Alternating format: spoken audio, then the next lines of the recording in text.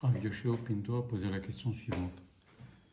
On voit quelque chose d'extraordinaire à la fin de la paracha de Vaïra, que après la plaie de la grêle, Paro dit Hachem Hatzadik, Va'ami Arshaim. Hachem est juste, et moi et mon peuple, nous sommes des Rechaim. Sur 10 plaies, c'est la seule fois où Paro commence à se dire oulala, c'est Hachem qui a raison et moi j'ai tort. D'ailleurs, ça a très mal commencé. On a vu à la fin de Parashat Shemot, quand Moshe Rabbeinu est venu, Paro a dit à Moshe, qui c'est Hachem pour que je l'écoute? Je ne connais pas, Chaz v'Shalom.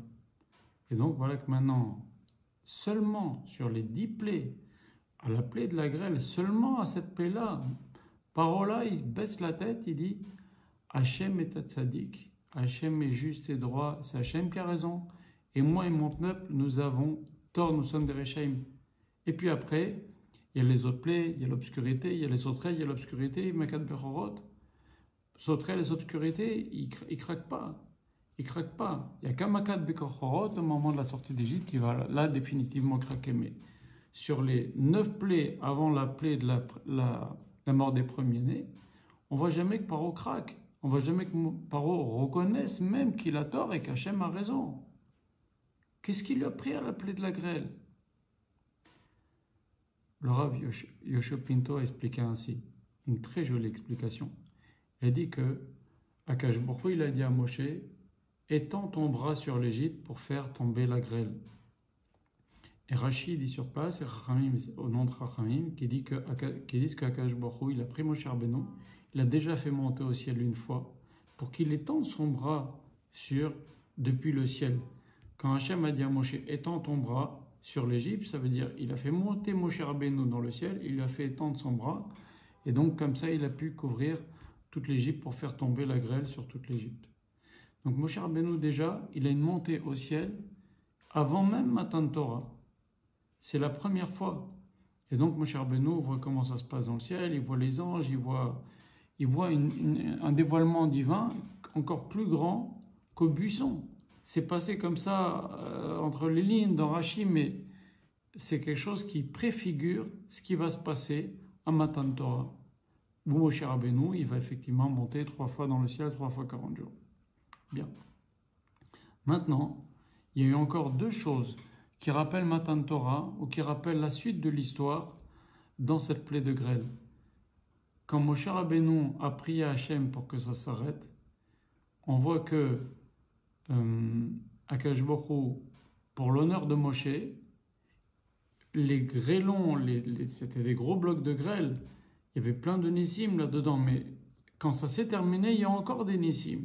Les gros blocs de grêle qui étaient en chemin, qui n'avaient pas encore atteint la terre, comme Moshe Rabbeinu a prié pour que ça s'arrête, et bien Hachem il les a laissés en suspens dans le ciel. Malgré la chaleur de l'Égypte, ils sont restés comme ça des dizaines et des dizaines d'années. Et qu'est-ce qu'ils sont devenus? Quand les Juifs, après les 40 ans dans le désert, sous la conduite de Yoshua bin Nun, sont rentrés en Eretz Israël pour faire la guerre contre les 34 rois de Canaan, il y a eu des guerres, et quand Yoshua gagnait des guerres, il y en avait qui se sauvaient. Ces grêlons-là, qui étaient en Égypte en suspens, ils sont venus, ils ont frappé ces peuples-là de Canaan qui voulaient se sauver pour les détruire. Donc ça, c'est préfigure l'entrée en Eretz Israël.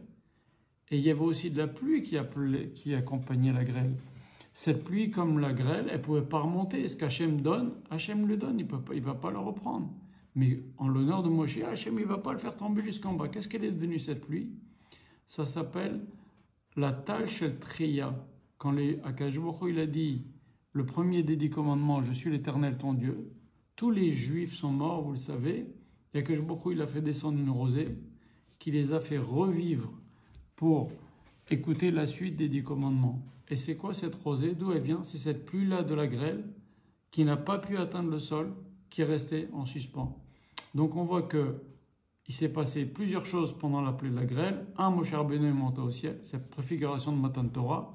2, cette pluie-là qui n'a pas atteint le sol, c'est aussi préfiguration de Matan Torah, ça va ressusciter les Juifs. Et 3, ces grêlons vont rester pour l'entrée en Eretz Israël. Maintenant, Moshe Rabbeinu, il a un pied déjà dans Matan Torah. C'est plus seulement la sortie d'Égypte, c'est on entame Matan Torah, les prémices de Matan Torah. Et donc c'est un changement total. Et donc du fait qu'il y a cette révélation de la Torah qui commence un tout petit peu, c'est ça qui a fait qui a eu un impact sur Paro et qui a dit, qui a eu un réveil comme ça, il a dit Hachem est tzaddik et moi et mon peuple nous sommes des Rechaïm. Tout ça pour nous dire quoi? Tout ça pour nous dire que la force de la Torah, que même Paro, qui était l'homme, il avait pris son cœur, il avait pris le curseur comme ça, vous savez, le volume là, il a augmenté le volume pour mettre son cœur le plus dur pour qu'il résiste et pour qu'Akash Baruch Hu puisse lui envoyer les 10 plaies. Ou sinon, n'importe qui d'autre, au bout d'une plaie, il aurait dit allez, va-t'en, pars. Hachem, il a rendu dur, comme ça il peut encaisser les 10 plaies. À ce moment-là, par la force de la Torah, même Paro, qui était au plus dur, la personne qui avait le cœur le plus dur, il a dit Hachem Hatzadik, moi et mon cœur, nous sommes des Rechaïm. Ça veut dire que avec la force de la Torah, on peut améliorer n'importe qui. Même quelqu'un à qui vous allez dire des livrets Torah, il faut lui dire doucement, avec mesure, avec intelligence. Mais au début, ça n'est qu'à l'extérieur du cœur, à la fin, ça rentre dans le cœur. Au bout d'un an, au bout d'un mois, au bout d'une semaine, au bout de 3 ans, peu importe, la force de la Torah, elle est telle que même Paro, ça l'a fait changer à un moment donné. Et c'était même pas la Torah, c'était les prémices de la Torah, c'était le tout petit début. Moshe, il est monté pour la première fois au ciel, et il y avait cette goutte de tria, etc. Donc, la force de la Torah est telle que ça peut arranger tout, ça peut améliorer tout, ça peut tout faire changer, Bezrat Hashem, avec le temps, doucement, doucement.